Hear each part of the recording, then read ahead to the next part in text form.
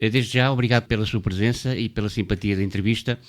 Para quem o não conhece, visto que é conhecido nos pavilhões, mas fora dos pavilhões praticamente ninguém o conhece ou é mal conhecido, como é que se iniciou o basquete na sua vida? Bom, eu comecei no basquetebol em 1969. Foi quando na altura entrei para um liceu e o meu professor de Educação Física era o Carlos Hilário, que era um senhor que jogava basquete na Académica, e foi com ele que conheci o que era uma bola de basquete. Depois com ele e com o Reis Pires foi quando se deu mais propriamente a minha iniciação do basquete. Estive ao longo da minha atividade como jogador, quer dizer, tive o privilégio e também a sorte, os anos 70 em Coimbra foram anos dos chamados anos dourados. Foi campeão nacional? Fui campeão nacional 2 vezes. O grupo que vinha atrás de nós, o meu grupo, inclusive, subiu antes do tempo à categoria de júnior, porque o grupo que vinha atrás de nós era muito bom também e foram tricampeões nacionais. Estamos a falar dos anos 78 e 79. A minha equipa em 75 ficou em quarto, em 76 em terceiro, depois em segundo, em primeiro e em primeiro. Foi um trajeto realmente excelente. E isto tudo graças ao trabalho na altura do professor Jorge Araújo, que foi para Coimbra em agosto de 73, mais o Adriano Baganha, que foram, digamos, os grandes mentores do trabalho e da minha formação como homem e com os valores que nos foram transmitidos, mais o Apelino Teixeira, que foi tricampeão nacional com essa equipa de cadetes, o Zé Manuel Almeida, antigo jogador internacional da Académica, o Carlos Portugal também, e portanto tivemos a sorte de ter em Coimbra, durante aquela segunda metade dos anos 70, um grupo realmente muito bom. A gente chegámos a treinar de manhã, treinar à tarde, jogar à noite. Como me imaginam, o nosso ordenado era muito grande, era um zero enorme, mas tínhamos uma grande paixão pelo basquete e, portanto, nós não olhávamos a meios para chegar a determinados objetivos. Nós treinávamos tudo o que podíamos e era uma coisa que fazíamos com muito prazer, como é evidente. Com essa vivência e fazendo uma ponte entre essa altura e agora, como é que analisa a qualidade da formação dos atletas e das competições a nível de formação? Temos de perceber que as realidades são completamente diferentes, o que era de antes e o que é hoje. E nós, naquela altura, nos anos 70, tínhamos poucas perspectivas, quer dizer, havia um canal de televisão, não tínhamos nada para fazer a não ser ir para a escola e jogar basquete, no fundo. Hoje os desafios que se colocam à juventude são completamente diferentes e, portanto, isto é uma forma que o basquete tem de perceber como é que vai encarar a nova sociedade em que estamos inseridos e os novos desafios que se colocam aos jovens no dia de hoje. E, portanto, sem percebermos onde estamos e como é que vamos lidar com isso, não podemos repetir a mesma receita. A receita dos anos 70 era uma. A receita dos anos, ou do século XXI, deste início do ano 2015, serão outras. Têm outras motivações, têm outras envolvências, têm outros anseios e nós, digamos, se tivermos a atitude de formadores, temos de perceber o que é que os jovens querem e como é que lhes podemos dar. Mas também temos de ter princípios que são fruto do trabalho, que é nossa formação, temos de perceber claramente, queremos formar o quê? Se queremos formar jogadores, temos de traçar um caminho para formar jogadores. E depois não podemos arrepiar caminho, que é muitas vezes o que acontece nestas situações. A captação de atletas cada vez é mais difícil. Motivá-los para praticarem basquetebol cada vez é mais difícil. Por tudo. Olha, eu vou-lhe contar uma história. No outro dia alguém colocou no Facebook uma fotografia onde nós, quando fomos campeões nacionais, numa das vezes fomos campeões nacionais, nós éramos patrocinados por uma marca que era a Black & Decker, portanto, uma marca hoje pouco conhecida, digamos assim. Tinha uns berbequins e era muito famosa na altura. E eu recebi um prémio, eu e os meus colegas, quer os júniores, quer os juvenis, na altura, os chamados juvenis, recebemos um prémio, um berbequim, um estojo, onde o estádio municipal de Coimbra, que era assim que se chamava, tinha 30 mil pessoas a assistir ao jogo de futebol, Académica Porto. E nós recebemos o prémio no meio campo. É giro porque nessa fotografia, inclusivamente, depois está um senhor que está a olhar assim meio espantado para a zona onde se está a tirar a fotografia. Esse senhor tornou-se um dos maiores dirigentes esportivos do nosso desporto, que se chama José Nuno Pinto da Costa. E é engraçado como é que ele aparece na fotografia.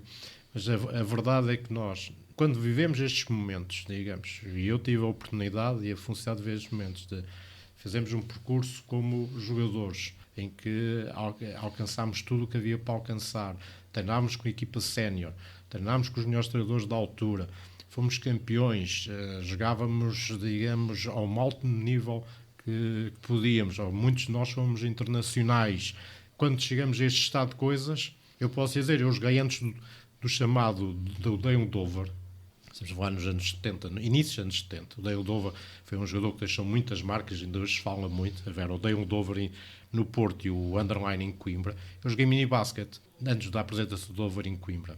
O pavilhão estava cheio 2 horas antes do jogo começar. Portanto, quem viveu o basquete como eu vivi e hoje vai ver um jogo em que estão 100 pessoas ou 200 pessoas, custa-nos. Na sua opinião, qual é a causa para a ausência de público? Pode haver muitas, mas quer dizer, eu penso que acima de tudo o basquete não soube perceber as mudanças. A verdade parece-me que será esta. Quer dizer, a sociedade vai evoluindo e hoje a sociedade tornou-se muito consumista e tudo é muito rápido. Tudo é consumido ao segundo. E o basquete não se soube adaptar. Andamos aqui a discutir o que é modalidade e o que não é modalidade. Se jogam portugueses ou se jogam estrangeiros. Quer dizer, andamos aqui a discutir muitas coisas e não percebemos realmente o que é que o público quer. Além disso, eu fiz um documento recentemente onde dizia isso. Nós temos de perceber o que é que o público quer. Há uma área de investigação que chama-se Marketing Research. E o Marketing Research é fundamental. Nós precisamos saber quem vai ao pavilhão, quantas vão ao pavilhão inicialmente, quantas pessoas vão ao pavilhão, qual é a envolvência dessas pessoas até com o desporto, com que frequência, por que vão, que tipo de basquete é que gostam de ver. Quer dizer, há uma série de perguntas que nós temos de fazer para perceber realmente o que é o basquete ao nível do escalão sénior, porque nós temos de pensar numa outra coisa. Estamos aqui a falar de vários basquetes, no fundo. Há o basquete de formação, porque é o que estamos aqui a falar inicialmente, digamos que um pouco como a minha apresentação, da vivência do basquete da formação.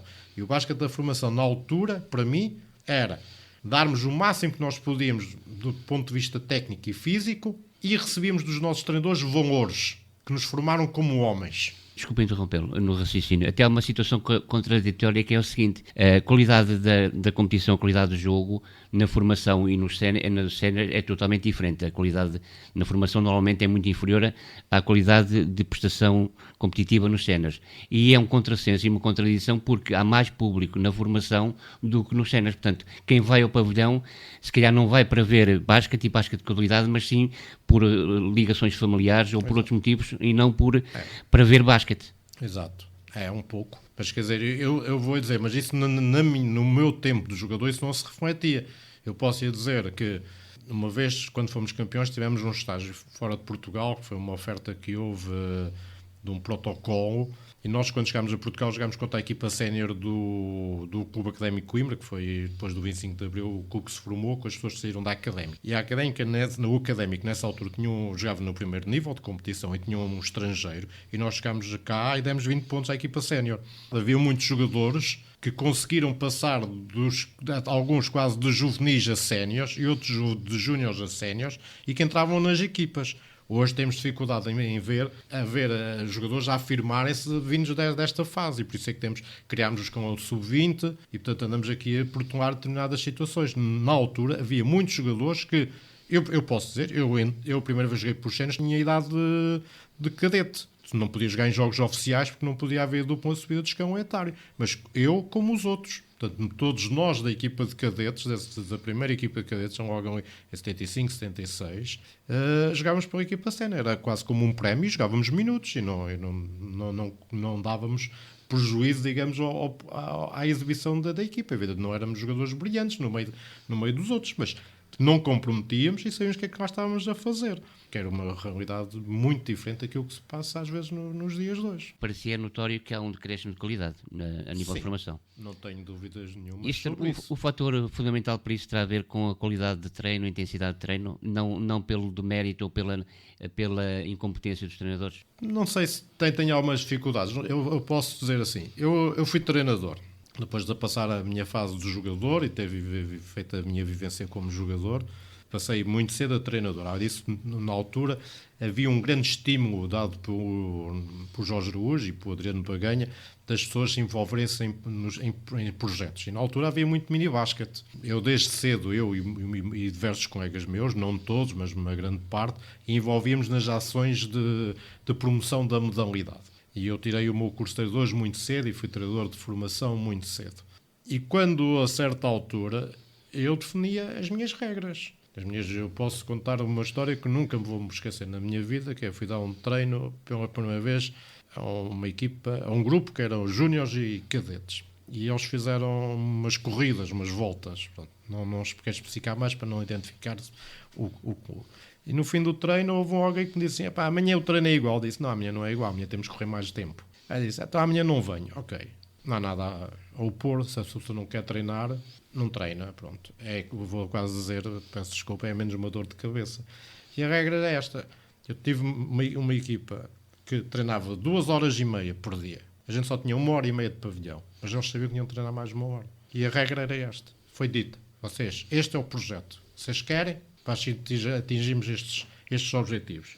E eles disseram que queriam. Os que não querem, ficaram pelo caminho. Mas, felizmente, nenhum ficou pelo caminho. Todos querem. Porque eu acho que se nós conseguirmos criar a empatia com os jovens e criar os objetivos e criar uma relação dinâmica com eles, eu acho que eles aceitam isto. Por isso é que eles jogam computadores. Eu não conheço nenhum jovem que jogue computador para perder o jogo com o computador.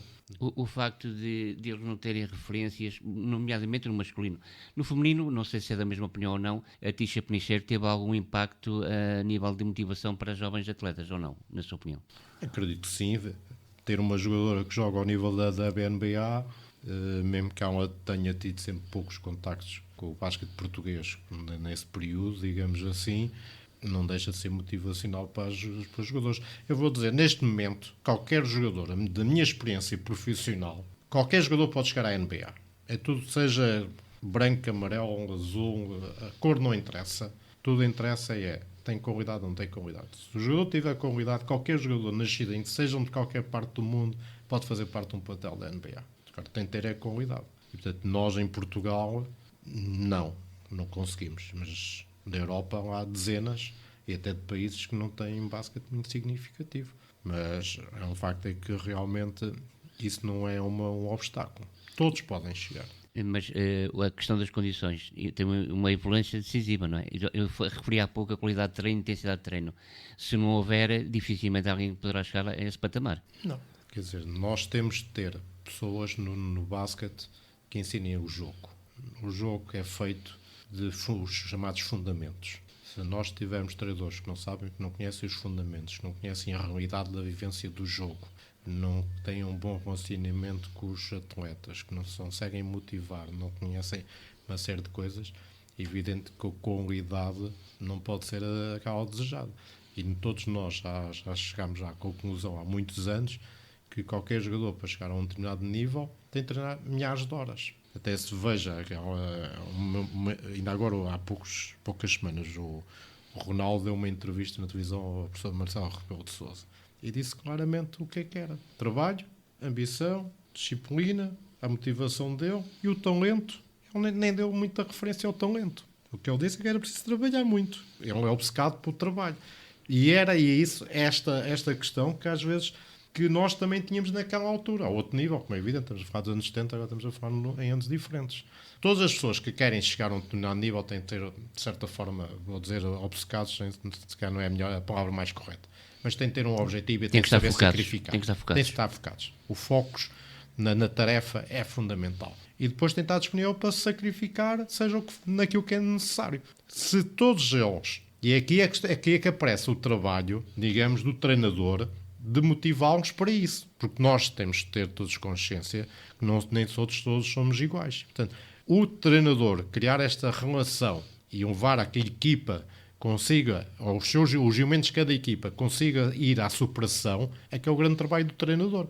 O talento acaba por ser um mito, não é? Se não for trabalhado, pode ter algum talento, mas se não trabalhar, não vai a lado nenhum. Não. Mas é como digo, eu sou daquelas pessoas que defendo que o talento em determinadas situações não vou dizer que é secundário, mas não é a qualidade número 1. A qualidade número 1 é claramente a mental.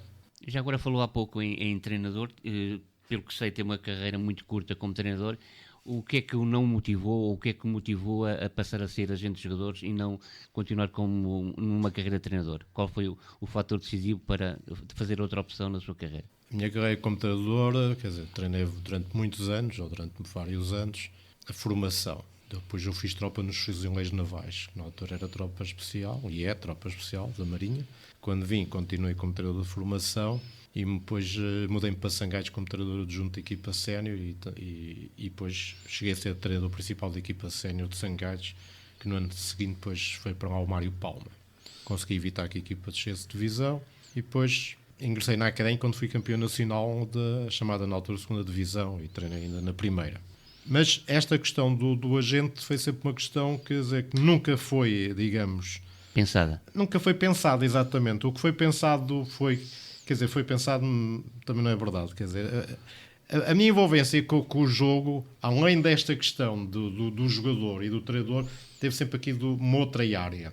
Que era a área que eu e uma pessoa que é a minha amiga, nós devorávamos as revistas, desde os anos 70, desde logo os anos 70, a gente comprava tudo e mandávamos vir tudo, e filmes Super 8, que hoje os jovens não saberão o que é, mas tinha-se mandar vir, depois aqui eu entrava numa bobina, e depois numa câmara, e depois era projetado na parede, e não sei quantos. Nós éramos malucos.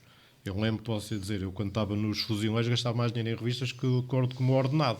E portanto, nós sempre quisemos saber o que é que se passava na Europa e nos Estados Unidos. Era a única forma. Nessa altura a divulgação era exaustiva, havia muita informação, ou não? Não. Não? Não, na altura, estamos a falar dos anos 70, havia uma revista em Espanha, havia uma revista em França, depois havia uma revista em Itália, e depois... A internet ainda estava nos primórdios. Nem existia, eu posso dizer, eu lembro de uma vez estar a dormir e o telefone tocou, pá, às 5 ou 6 da manhã, com um amigo meu a telefonar, mas o Magic Johnson está aqui na televisão a dizer que vai deixar de jogar basquete porque tem o vírus da SIDA, mas quer dizer... Foi por telefone. Naquela altura, se eu estivesse à espera de notícia na internet, quer dizer, nunca saberia a notícia porque não havia internet naquela altura, portanto, não era hipótese. E, portanto, esta questão de nós conhecermos muita coisa desta, portanto, tem duas valências, digamos. Uma coisa era conhecermos os jogadores. Eu e esse meu amigo comprávamos as revistas, eu comprava umas, eu comprava outras, devorávamos aquilo tudo. Tinha duas coisas. Uma era conhecermos os jogadores, as equipas, como é que eram os campeonatos, como é que eles disputavam. E depois havia uma outra vertente, que era aquela que também me entusiasmava muito e que me levou agora recentemente a um percurso académico, que era como as pessoas promoviam o jogo. Pronto, as equipas faziam as contratações, como é que aproveitavam as contratações no capitalizar na imagem da organização, como é que promoviam as conferências de imprensa, quer dizer, os equipamentos, como é que eles punham os logotipos das marcas, os próprios nomes das marcas, quer dizer, isto levava depois para a área que hoje chama-se, naquela altura nós não chamávamos nada, né? Estávamos só entusiasmados com estas coisas, e hoje chama-se o marketing e a comunicação, no fundo. E portanto, nós, naquela altura, estávamos, digamos, espantados, entre aspas, com estas novidades todas. Eu posso dizer, eu lembro dos Jogos Olímpicos de Montreal, eu conhecia a equipa toda dos Estados Unidos e o professor João, falecido, o professor João Coutinho, na televisão tinha dificuldades em saber quem eram os jogadores. Porquê? Porque eu devorava aquilo tudo. Nós gastávamos todo o dinheiro que podíamos nesses meios. E até posso contar uma história engraçada, que esta semana até encontrei aqui o Bill aqui em Aveiro, quando na terça-feira, estávamos a falar do Parvis Miller, que foi um jogador de referência aqui em Aveiro. E eu vou-lhe contar a história como é que o Parvis Miller apareceu em Aveiro, que é uma história caricata, que é alguém da Aveiro telefonou para esse meu amigo, para o Zé Tó Gaspar. O Zé Tó Gaspar tinha vivido em França e conhecia umas pessoas em França. Portanto, ele tinha uns contactos de umas pessoas que, de vez em quando, tinham uns jogadores em França, ficavam lá, fazer assim meio pendurados, por aí fora. E então, alguém telefonou para o Zé Tó Gaspar, disse, pá, não conheces um americano, pá, que esteja por aí na Europa e tal. E o Zé Tó Gaspar, pá, deve ter telefonado para a França e apareceu lá o fulano para Miller. O Zé Tó Gaspar telefona-me, pá, o Pereira, pá, vê lá, descobres aí nas revistas, pá, este nome para Miller, não sei o quê. Pronto, andámos à procura nas revistas do nome para Miller, lá encontrávamos umas coisitas dele, e o Parvis Miller apanhou um comboio que chamava-se o Sul Expresso, acho que ainda existe. E eu e o Zé Tó Gaspar à espera dele em Coimbra B. E vinha jogar para onde? Para o Beira-Mar. Para o Beira-Mar. Foi um dos grandes americanos do Beira-Mar. Do Beira-Mar, não, do desporto aqui de Aveiro. E o Paravis meu é um jogador que hoje toda a gente ainda sabe, mas o Paravis meu. Como é que eu me pareço muito nisto? Mas na altura já era agente então? Ainda não. Na altura até ainda jogávamos. Foi um mero contacto. Não, quer dizer, pediram-me até mais, porque o Zé Tó não só falava francês, eu falava inglês, e depois, quer dizer, a certa altura eu apareço como agente um pouco nesta situação. Eu dominava muito, e vou dizer bem, sem vaidade, a informação, porque eu era das pessoas que investia nesta informação, digamos assim, mas poucas pessoas investiriam neste tipo de informação disponível, não é? E comecei a desenvolver uma série de contactos. Pronto. E a rede quando fui treinador da Académica, a equipa da Académica, chegámos a ir jogar aos Estados Unidos contra universidades americanas, e depois no ano a seguir fui convidado para uma organização para ir como treinador de uma equipa só de jogadores americanos, também para jogar contra universidades americanas, porque fui desenvolvendo uma série de contactos e, portanto, fui criando uma relação, digamos, de proximidade com as pessoas. E é assim que eu começo. A certa altura, quando eu saio de treinador, houve algumas pessoas que disseram assim, tu, como treinador, e sempre tinhas muita informação, sempre tiveste americanos de grande qualidade. E o que é que se pode fazer, digamos, para usar, digamos, estes conhecimentos? E foi quando apareceu então a ideia de passar a outras pessoas a poderem usufruir deste tipo de informação. E é assim que eu apareço como agente, digamos assim. Aí foi ampliando contactos e acabou por essa atividade ter um retorno financeiro que foi adequado na altura. E isso motivou também, ou não? Não. Não? Não. Eu nunca... Se têm ouvido bem as minhas palavras, eu estou no basquete pelo basquete. É evidente que eu preciso de dinheiro para pagar as minhas contas e para exercer a atividade. Mas o meu amor pela modalidade está acima de qualquer dinheiro. Isso eu não tenho, não é uma coisa fundamental. Dificilmente chegará a ser milionário. Nunca chegarei a ser milionário, porque não é isso que me move. Aquilo que me move é a paixão por jogo e aquilo que eu gosto de ver. Por isso é que eu vejo tantos jogos e as pessoas há uma década atrás, ou há 8 anos atrás, quando havia um basquete com melhor qualidade, toda a gente sabia que eu era capaz de ver 4, 5 jogos num fim de semana das equipas cenas masculinas, fora os jogos da competição. E estava sempre a ver treinos, toda a gente sabia que eu sistematicamente, todas as semanas, ia ver 1, 2 treinos por semana das equipas todas. Já disse, houve uma altura que eu num mês conseguia percorrer as equipas todas da competição sénior masculina, mais os jogos do fim de semana. Portanto, quem faz isto não me parece que seja bem por dinheiro, mas era um prazer que eu tinha. Disso eu até posso também dizer, os meus associados americanos normalmente diziam-me assim, tu só queres levar jogadores da NBA para Portugal. Eu dizia, mandem o lixo para outro sítio. Trabalha só com Portugal ou outros países europeus também? Já coloquei jogadores fora da Europa e África, sim. Com parcerias também com outros agentes? Não. Neste momento há dificuldade em captar atletas para... Estamos a falar de Portugal, para jogar cá em Portugal há dificuldade em captar americanos. O fator financeiro pesa bastante, não é? Cada vez mais os clubes têm menos condições financeiras para contratar jogadores com outro nível. Que se coloca não é se há dificuldades para trazer os jogadores para Portugal. Há sempre jogadores para trazer para Portugal.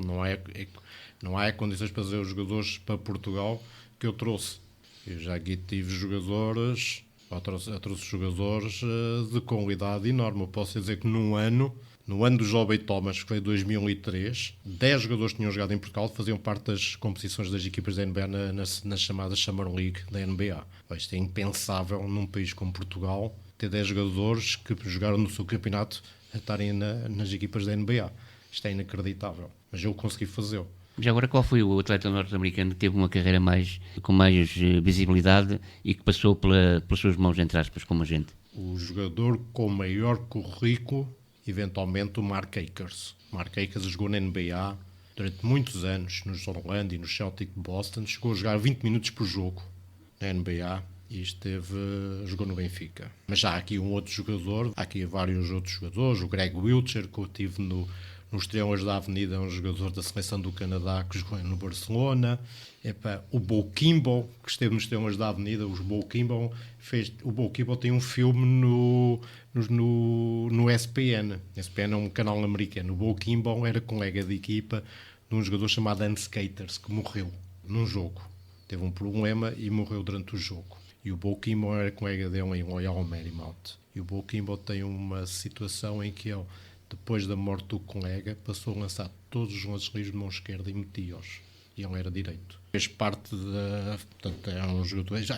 Disse quando jogou em Portugal, o Boquimbo, ainda fazia parte da folha de pagamentos dos New York Knicks. Como é que geria o insucesso desses atletas a competir cá? Há muitos que começam a competição e a meio ou no início da época vão embora, outros têm épocas com muito maus números, entre aspas. É difícil gerir isso com o atleta em si?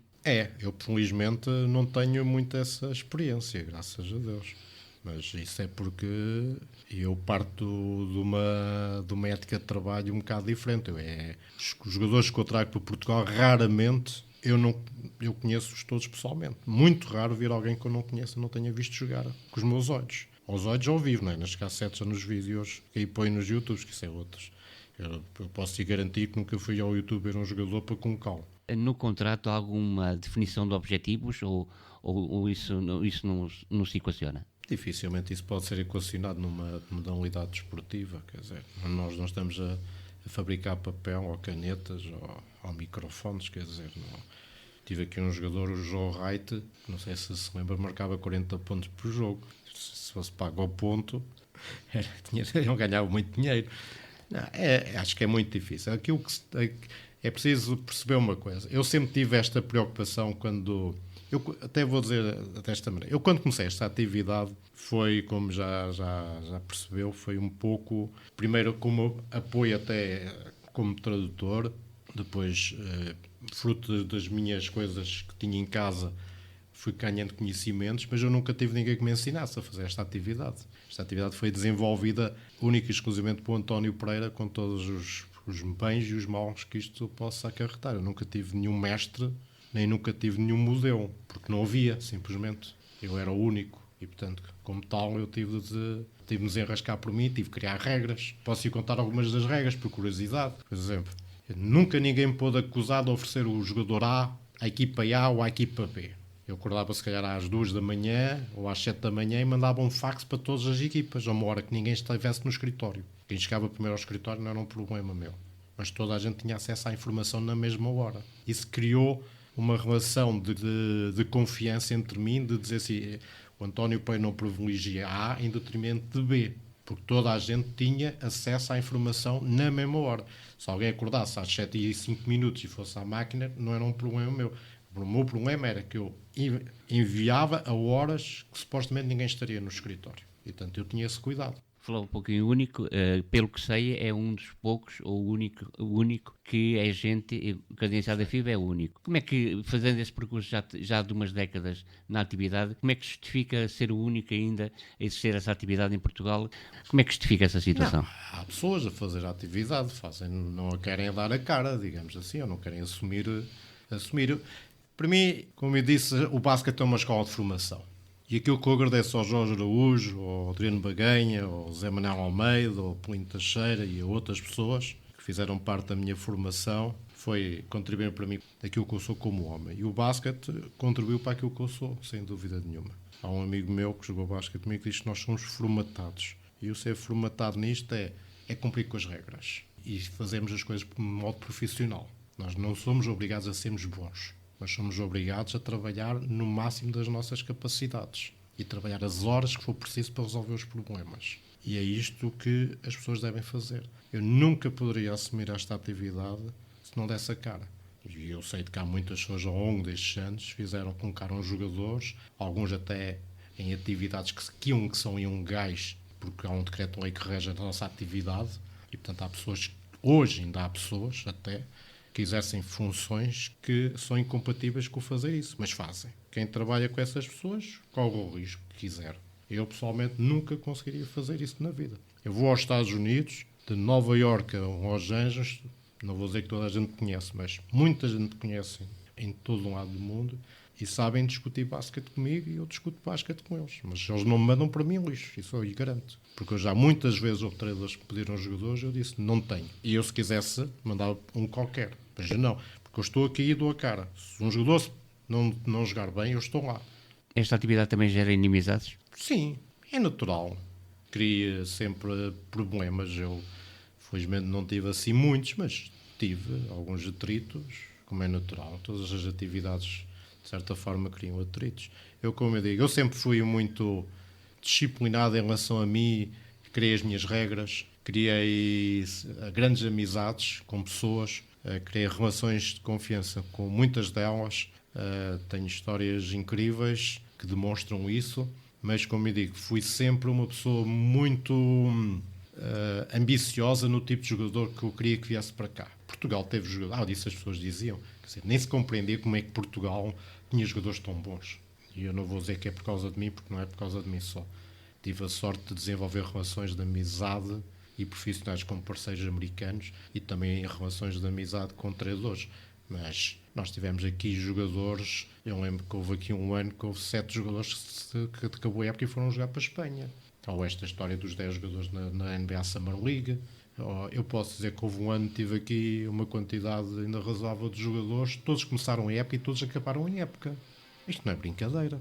A relação entre... Todos começarem, todos acabarem. Neste momento a relação cada vez mais é mais complicada de gerir ou suporta bem essa situação e vai gerindo da melhor forma?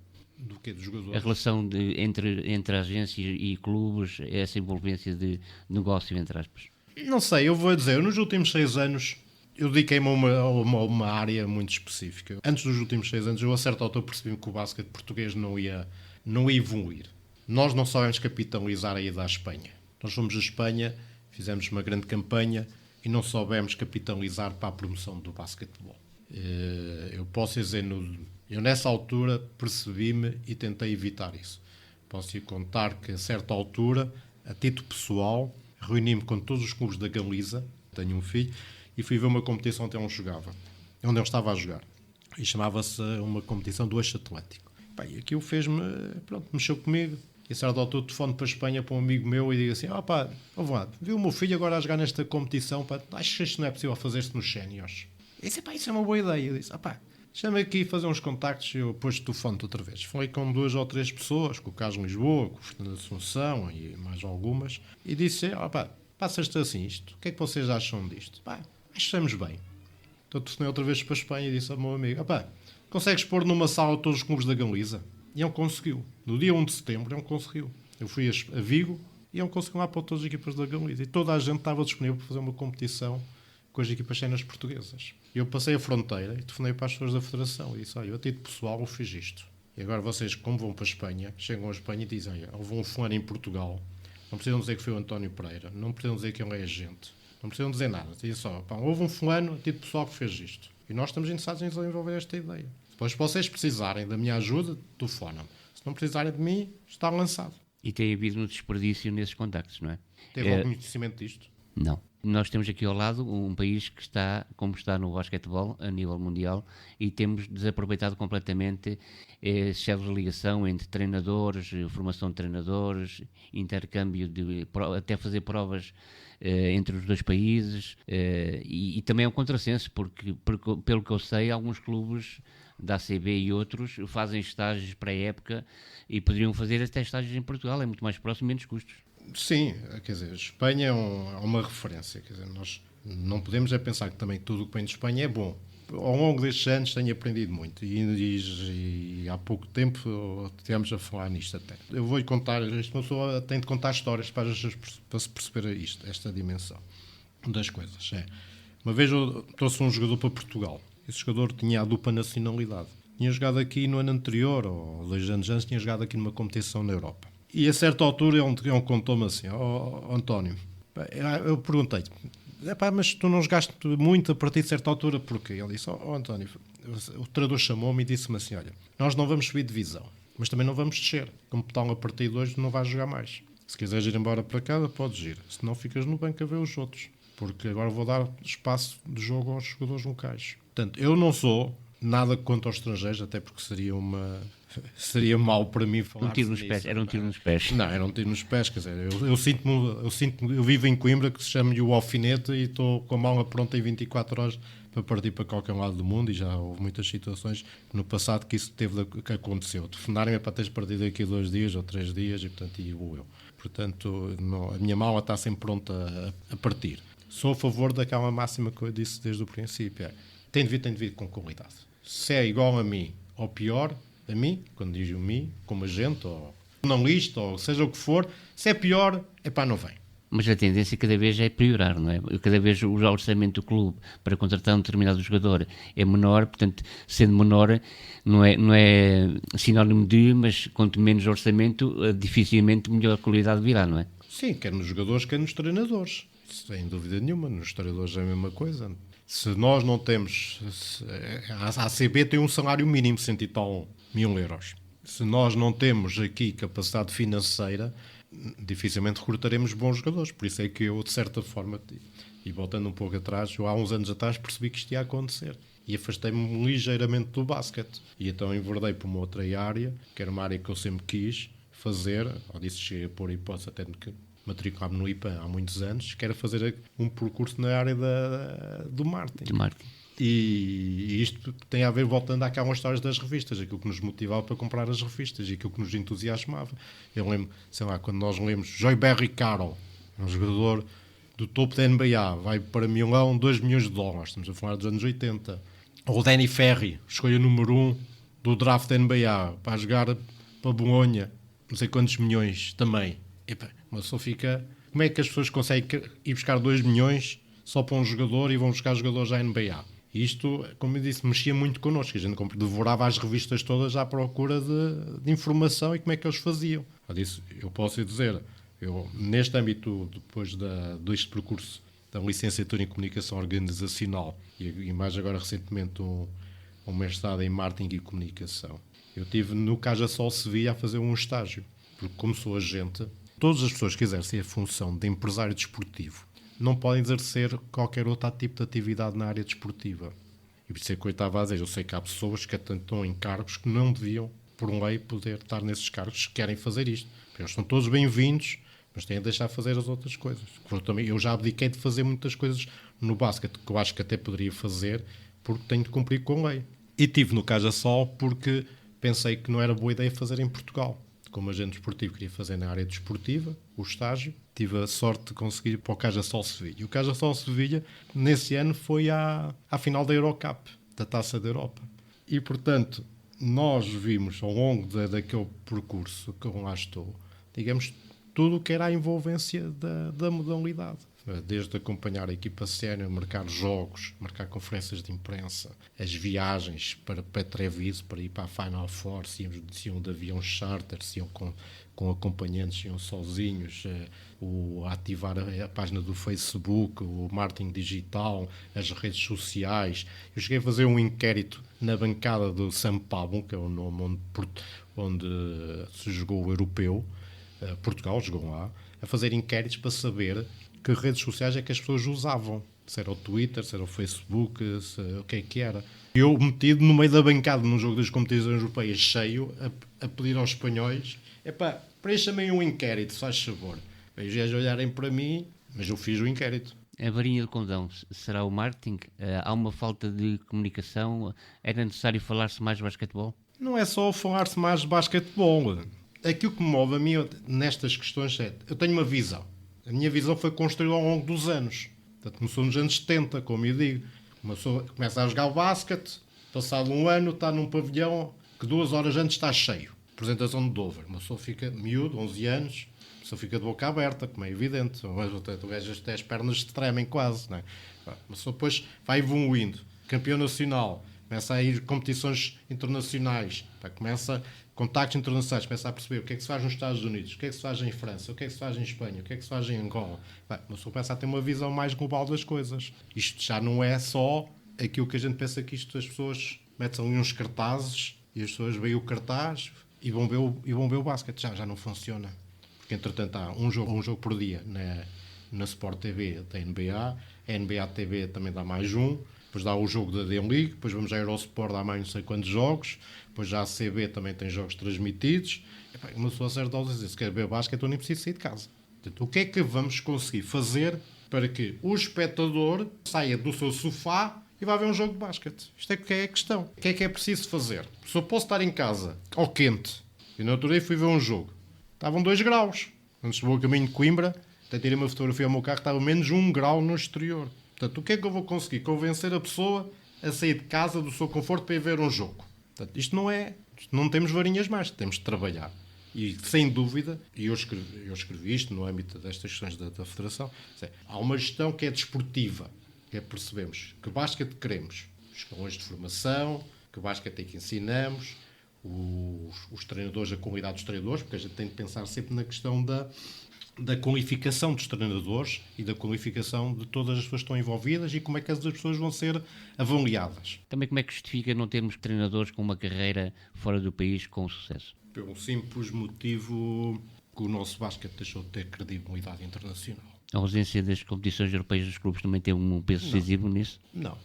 O basquete português foi visto a certa altura, e eu tinha essa relação com os meus associados, e por isso é que vinham determinados jogadores. O basquete português era bem visto, porque percebíamos que havia treinadores que podiam fazer crescer os jogadores. Portanto, havia jogadores que vinham, às vezes, no primeiro ano fora da universidade, e vinham para Portugal e cresciam como jogadores.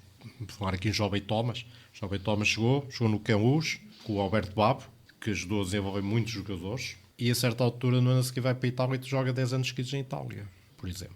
Mas como ele, há outros. E, portanto, já vou até mais longe. Marco Krau chegou à Itália um ano, não conseguiu, veio para Portugal, jogou no Sporting, com o Adriano Baganha, foi para a Itália, jogou 10 anos em Itália.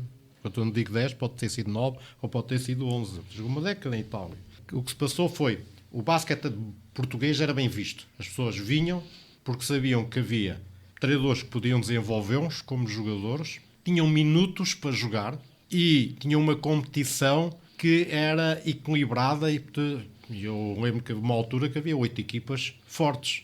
Porto, Olvarense, Oliveirense, o Benfica, o Camus, o Cabo Madeira, o Seixal, depois o Bolonenses, ainda já nos esquecemos de algum. O Ginásio, o Figueirense tinha sempre também o meu perninho, já falámos em 9. E, portanto, quando há um equilíbrio na competição com jogadores com qualidade, aconteceu que Portugal foi à fase final do Europeu em 2007. Portanto, quando se começa a inverter esta situação em que o dinheiro começa a ser menos, começam a vir cada vez jogadores com menos qualidade, e a pessoa diz sempre que o ordenado deste fulano é este, o ordenado médio da Liga Portuguesa é X. Por X não há qualidade. Então não manda jogadores para Portugal. Não vale a pena vir jogadores para Portugal. E a ciclo dos jogadores também foi morrendo, entre aspas, e não surgiram novos jogadores com talento. Estou a falar a nível de seleção. Ao nível da seleção, não. Tem sido difícil. Tem sido difícil porque o jogador, para crescer, primeiro, além do talento dele das questões psicológicas, na minha opinião, e das questões físicas, portanto, daquilo que é aquilo que compõe um jogador, não é? Talento, questão psicológica, qualidade técnica e os atributos físicos, tem de ser o confronto com a oposição. Se as pessoas não têm grande oposição, ou se a oposição não os faz melhorar, eles não melhoram. A competição tornou-se mais fraca, claramente. Também não me parece que, de repente, também prolongamos, se calhar, muitas situações.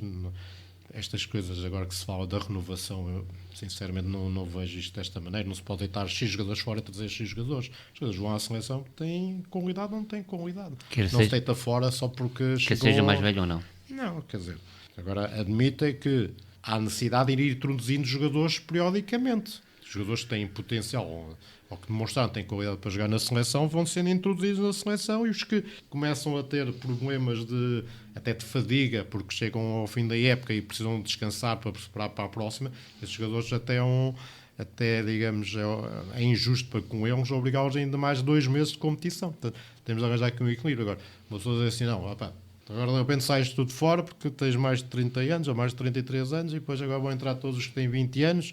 Nem uns estão preparados para sair, nem os outros estão preparados para entrar.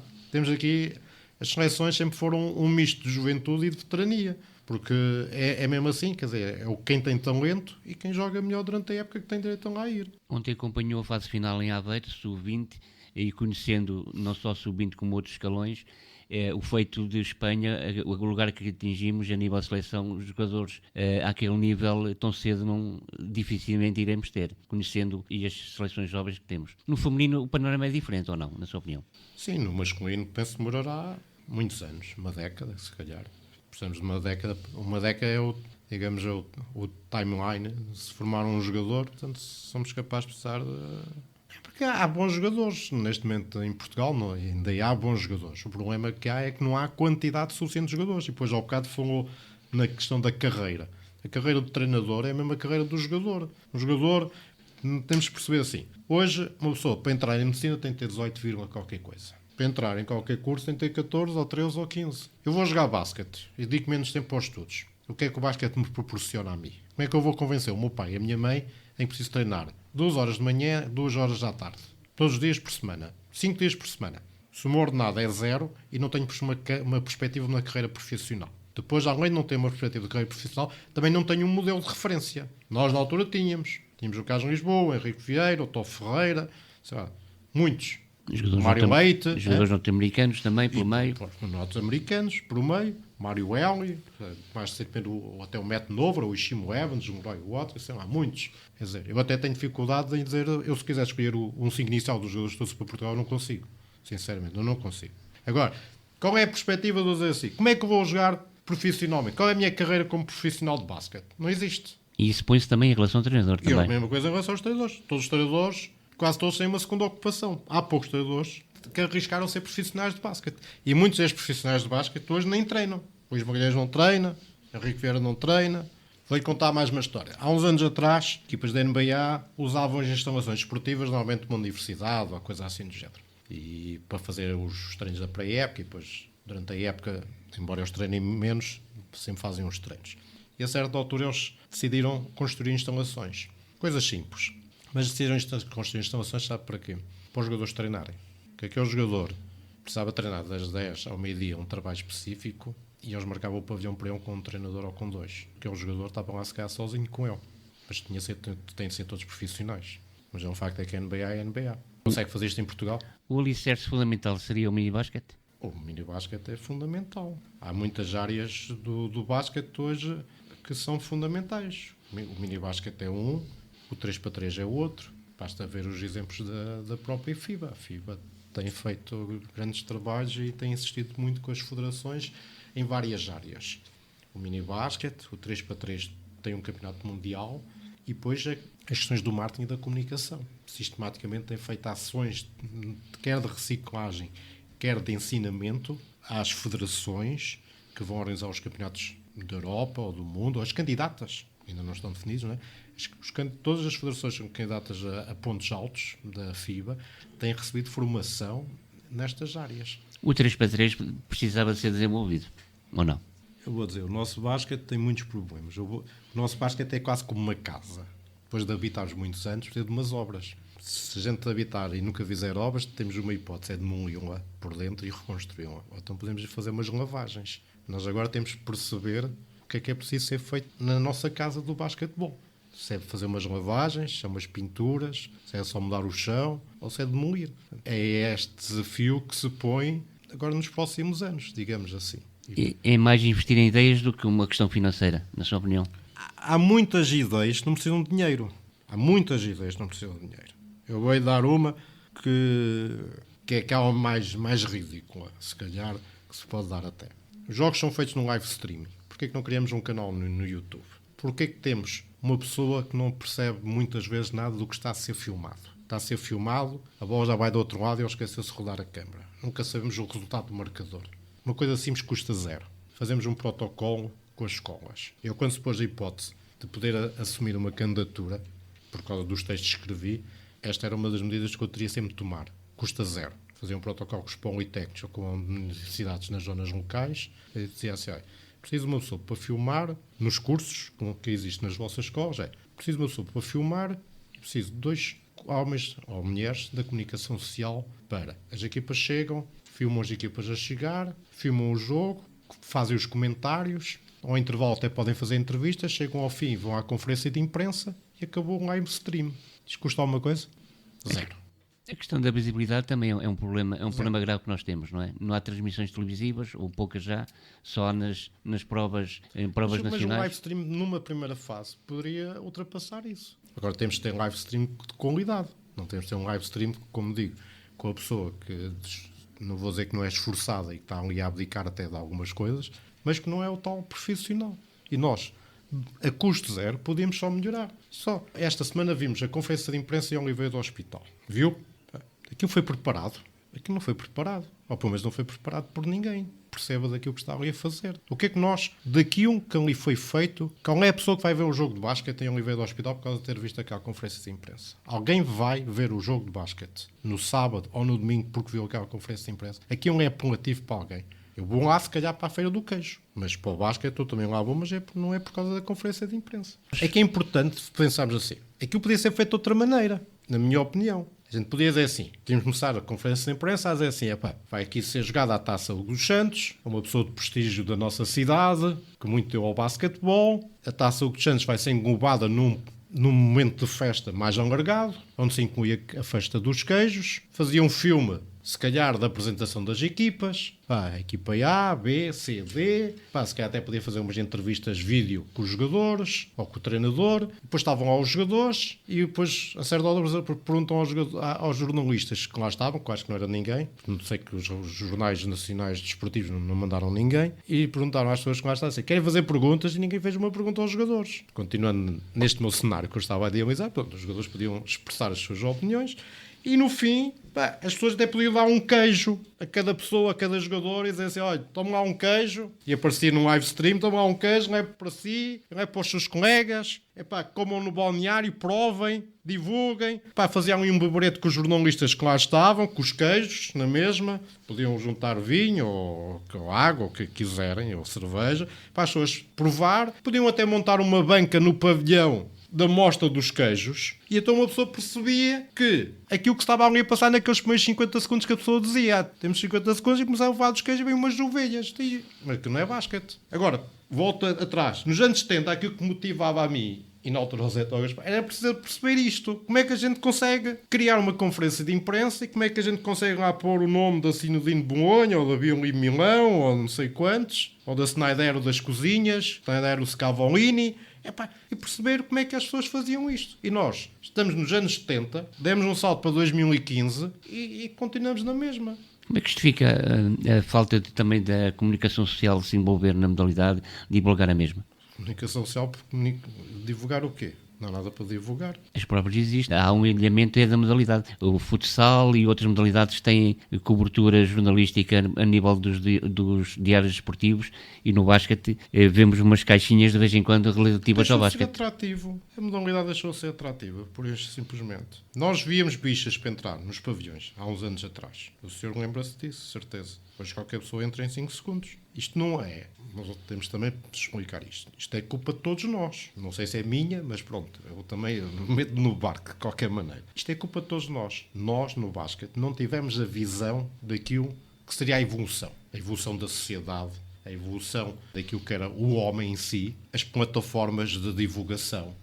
Se eu hoje entro aqui no meu telefone ou no tablet, imediatamente sei o que é que está a passar em muitos sítios do mundo ao nível do basquete. Isto tem de ser transformado. Agora a questão é que se põe as pessoas, sabendo que isto é preciso transformar, têm de transformar. Chegamos a um bloqueio, estamos bloqueados? Não sei, a nova direção da Federação tem de dizer se está bloqueado ou não. Eu, pessoalmente, escrevi aquilo que eu pensava. E já dei um exemplo dos mais simples, só para melhorar uma coisa que eu às vezes tento ver, um jogo e não consigo ver. Por motivos, ou não sei o resultado, ou o homem esquece de virar a câmara, ou o homem ou a mulher, não interessa, seja quem for.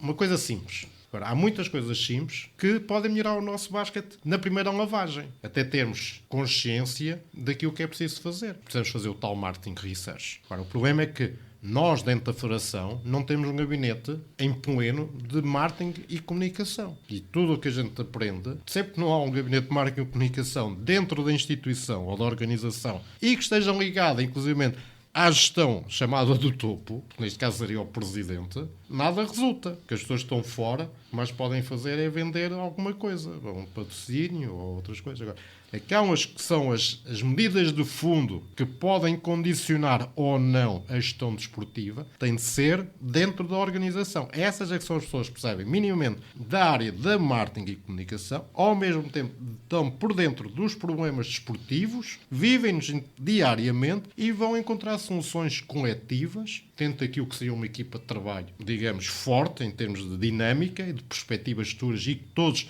com a mesma visão, de forma a alterar aquilo que é o estado deste basquete. Com essa falta de profissionalismo e de marketing, acaba por ser um círculo vicioso, não é? Menos visibilidade, menos captação de patrocínios, acaba por ser um círculo vicioso. Posso responder desta forma. Qualquer empresa, hoje em dia, tem um gabinete de marketing. E há uma palavra que se generalizou, que é o ROI. O ROI é o retorno. Eu, se vier pedir aqui um patrocínio, eu tenho de dizer, este patrocínio é para isto, vou fazer isto. E a pessoa diz-me assim, a pessoa tal do marketing, numa empresa qualquer, e hoje as grandes empresas, já nem vou... As grandes e as pequenas empresas têm todas as pessoas do marketing, da comunicação, e todas as grandes têm vários. Às vezes assim, qual é o retorno? O que é que eu vou ganhar com isto? As pessoas dizem-me assim, estão 100 pessoas a ver o jogo de basquete. 100 pessoas. Então meto um anúncio no jornal. O que é que eu vou dar para si por aqui? Não dá nada. Meto no Facebook um anúncio. No Facebook saiu esta semana os resultados da divulgação das páginas de publicidade de não sei quantos milhões. Portanto, meto no Facebook. Ou meto no Instagram, ou meto no Twitter, ou meto onde quiser. Porque é que eu ia meter num sítio onde só há 100 pessoas? E há sítios nem há 100 pessoas. Também sabemos disso. Essa era uma daquelas medidas do marketing que precisávamos com urgente. E eu escrevi isso. No dia 1 de setembro, todas as pessoas têm de contar. Nem que seja à mão, deem um papelinho para a pessoa entrar.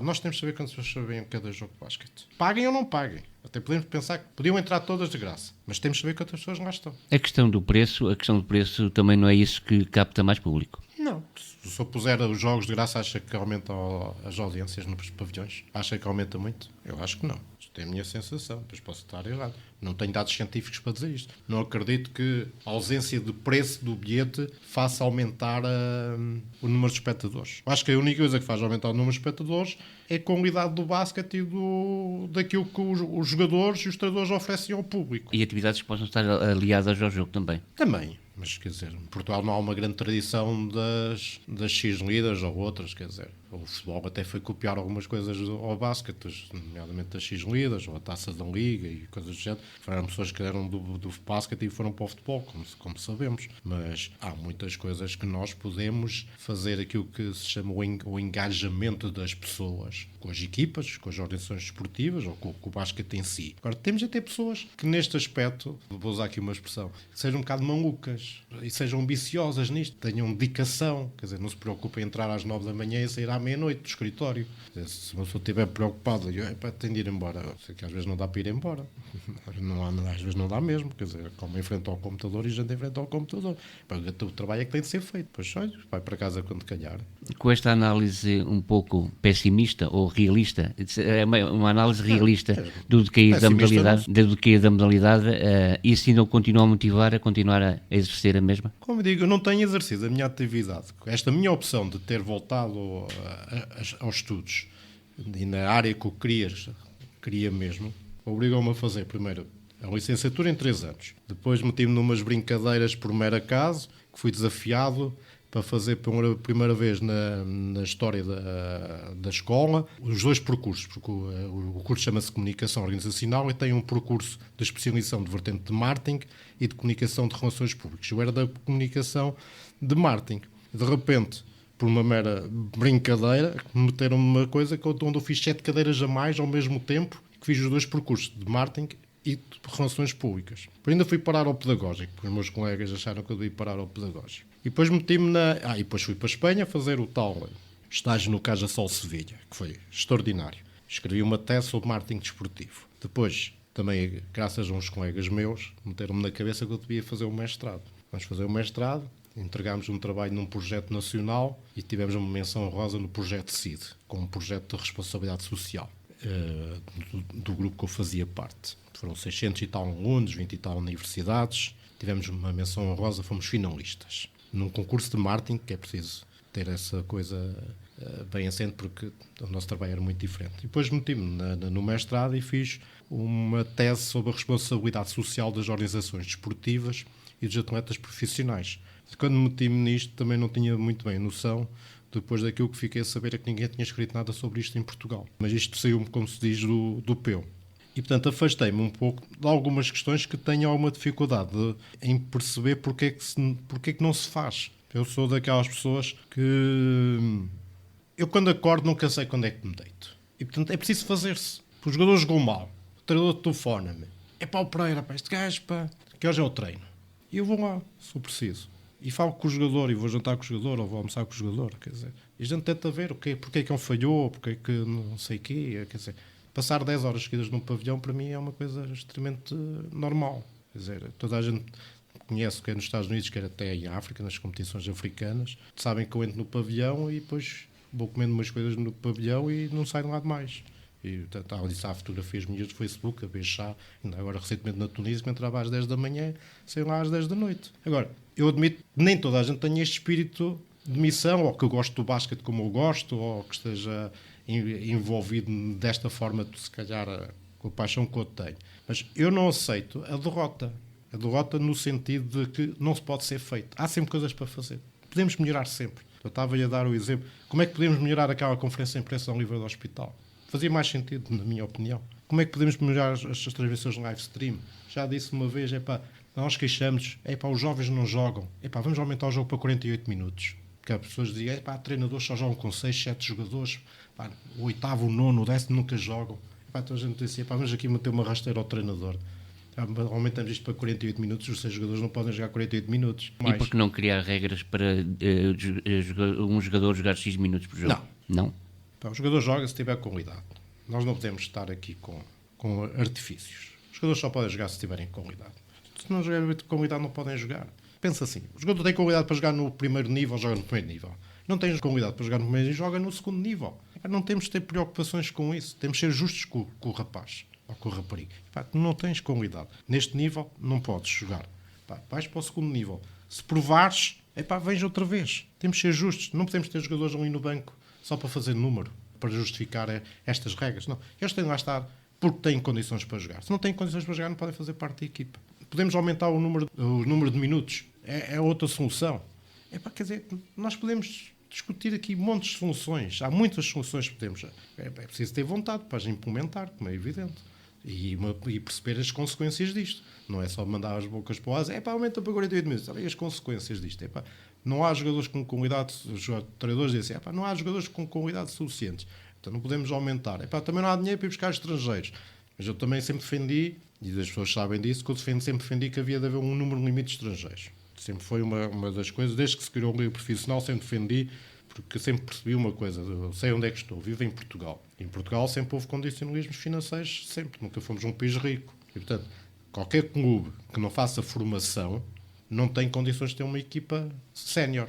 E erradamente vivemos acima, que vieram sempre umas massas, chamadas massas ou das autarquias, ou dos patrocinadores, então contratámos. E esquecemos de fazer a formação. Quando deixou de haver dinheiro, nem tínhamos nem para contratar, nem temos formação. Não pode ser. Nós temos de ter sempre uma base de sustentação. E a base de sustentação é a formação. E este é o nosso núcleo. Depois juntamos 2, 3, 4, 5 jogadores para melhorar a qualidade do plantel em função de temos mais dinheiro ou temos menos dinheiro. Temos mais dinheiro, podemos ter, digamos, um objetivo.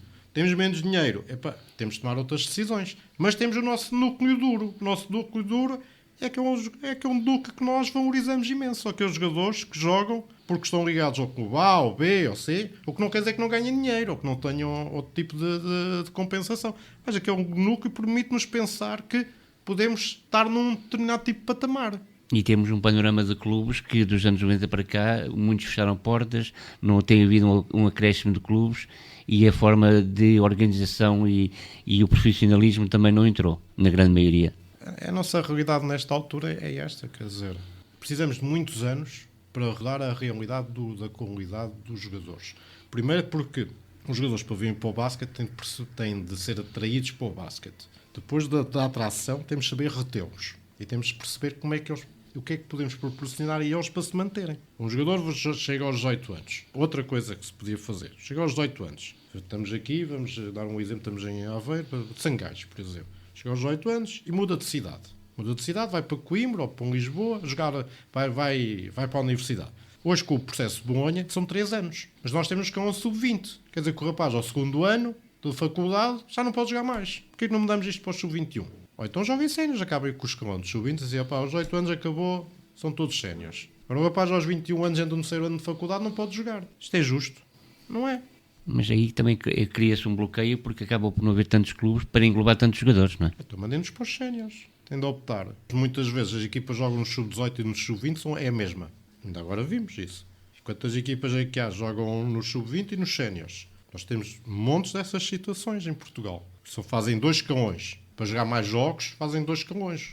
Muitos jogadores ou muitas equipas. Pode não ser o grupo todo, dos 12, 80% ou 70%, muitas vezes jogam em dois escalões. Isso é vulgar no nosso basquete. Temos que dizer se isso é o melhor, ou seja, dizer assim, não, aos 8 anos acabou, entram na equipa sénior.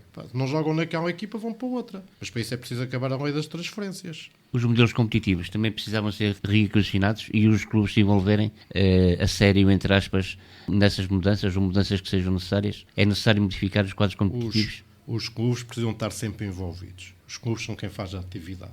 Portanto, nós precisamos de pessoas, aquelas pessoas que são do seu tempo, que eram os carolas, tinham uma experiência enorme e tomavam boas decisões. Muitas vezes, se calhar, nem tinham consciência que as tomavam, mas era fruto da experiência deles. E eram pessoas que estavam anos e anos e anos e anos. Eu ainda há bocado contei do Pinto da Costa, que nos anos 70 era um dirigente que ninguém conhecia, não é? Tornou-se um dos... E estavam lá na fotografia. Mas descobrimos que estavam lá, nem eu sabia.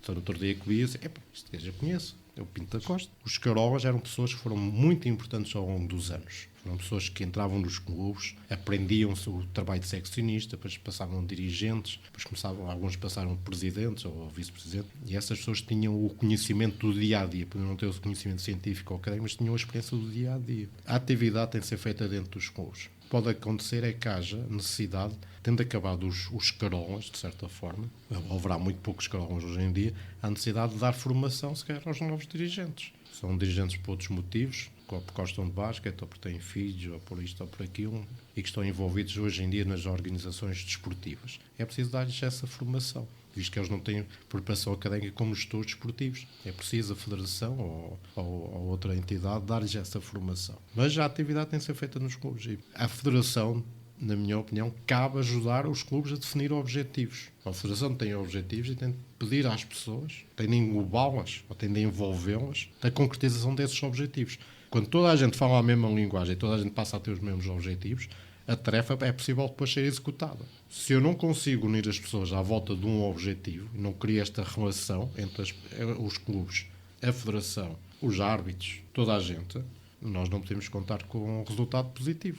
Falou em árbitros já agora, é a vertente mais positiva que nós temos na modalidade nesta altura. Porque são profissionais. Poucos são profissionais, os árbitros. Mas são profissionais. Também não são todos que estão na Europa, mas os que lá estão são profissionais. Não quer dizer que não tenham outras atividades, mas assumem aquilo como numa vertente profissional. Eu também não era profissional quando fui campeão nacional 2 vezes. Mas eu treinava de manhã, treinava à tarde, jogava à noite, ganhava 0. Isto não é profissional. É profissional de atitude. Não tem a folha de salário. Essa qualidade dos árbitros também tem a ver com manterem-se ao longo de muitos anos nas competições europeias e terem esse elo de ligação e trocarem experiências.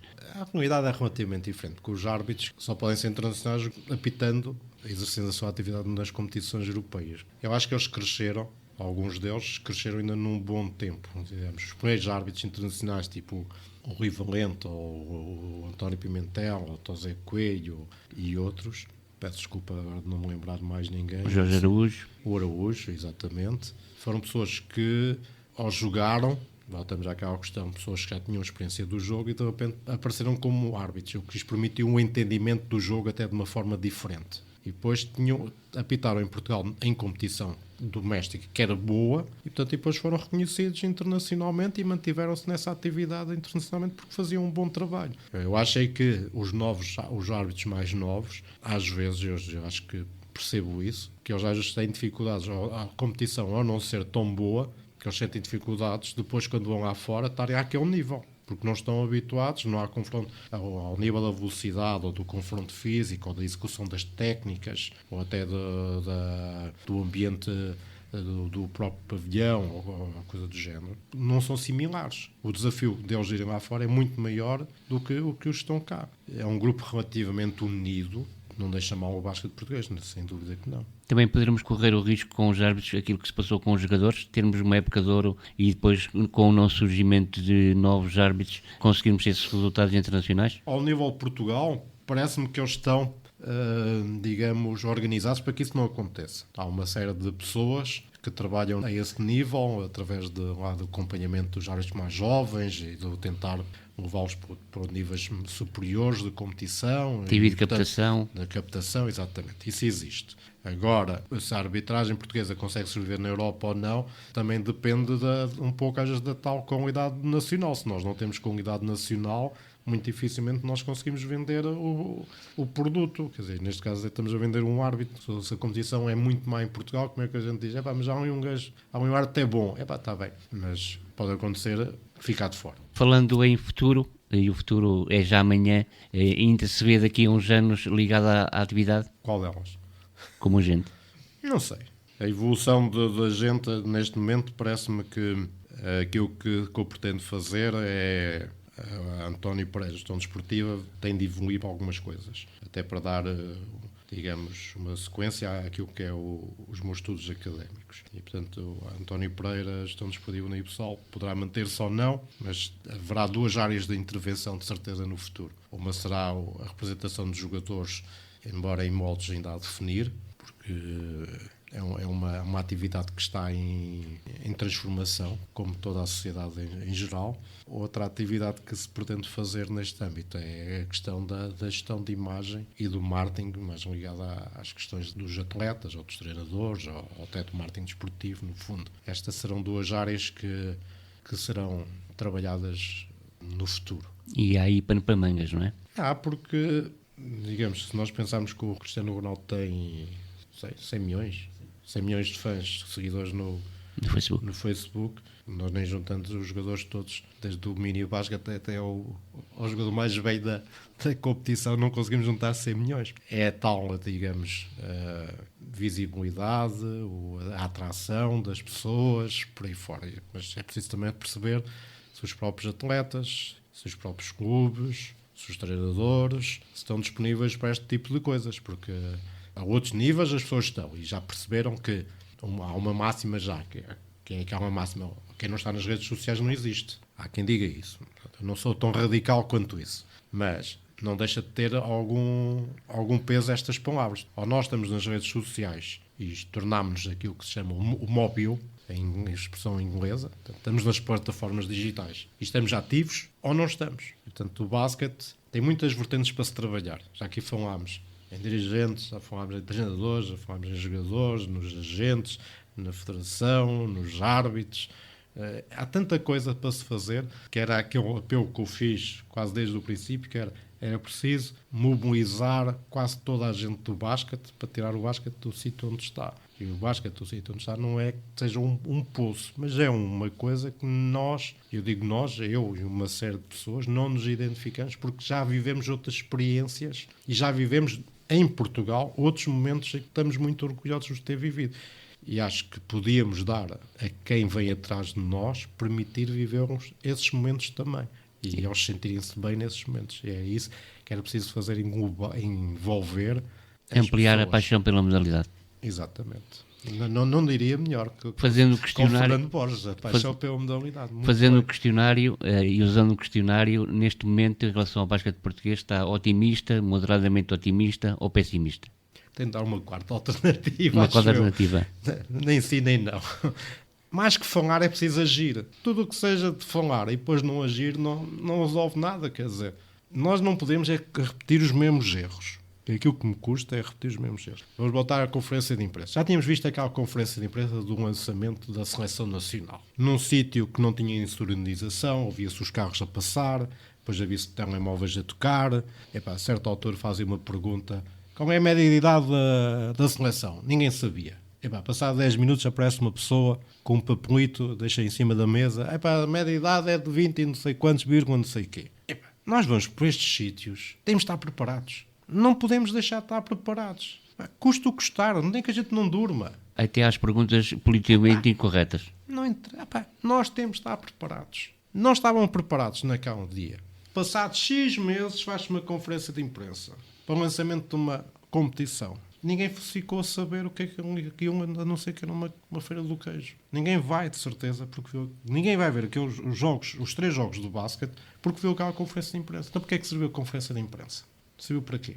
Portanto, eu não sou otimista nem pessimista. Eu acho as pessoas, antes mais que falar, é preciso fazer. O resto é tudo conversa. Podemos conversar aqui horas, podemos beber umas cervejas, um copo de vinho tinto. Estamos a conversar a 1h30. Uma hora e meia. E pareceu estamos aqui há 5 minutos. Não sei se é essa a sua, estamos aqui há 5 minutos. É preciso arregaçar as mangas e fazer. O resto é tudo. E é preciso envolver as pessoas.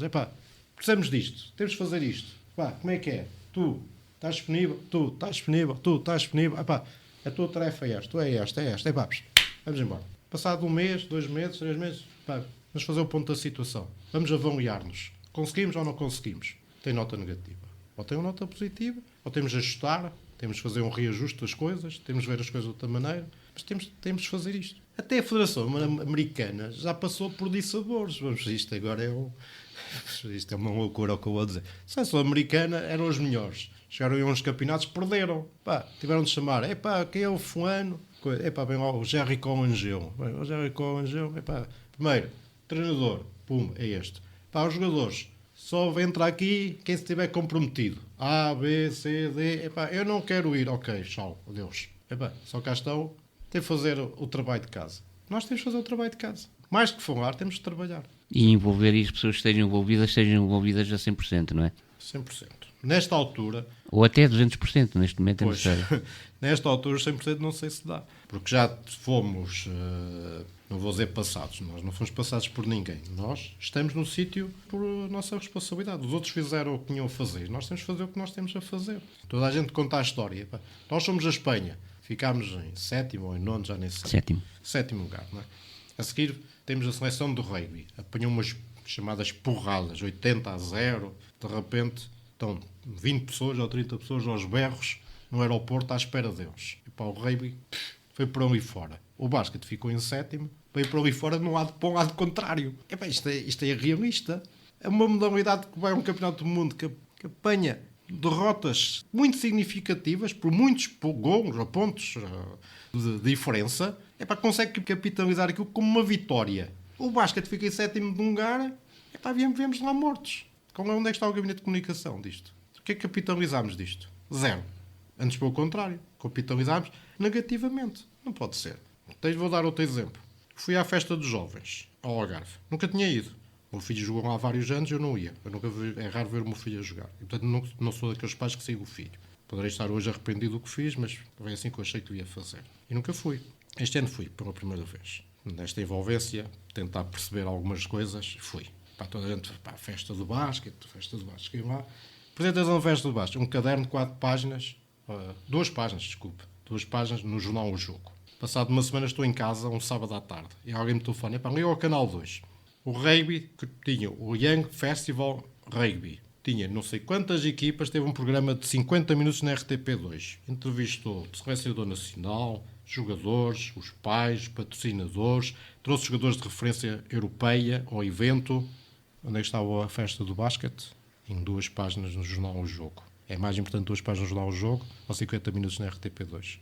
Já não por falar no mínimo de elite da formação que até tinha o Chelsea em Faro, que deu na tal jornal da RTP1. António Pereira, vamos finalizar a entrevista. Foi longa, mas acabou por ser curta, porque acho que foi bastante frutuosa. Troca de opiniões e experiências, contou algumas histórias, mas a vida também se faz de histórias. Obrigado pela entrevista. Obrigado também pela oportunidade.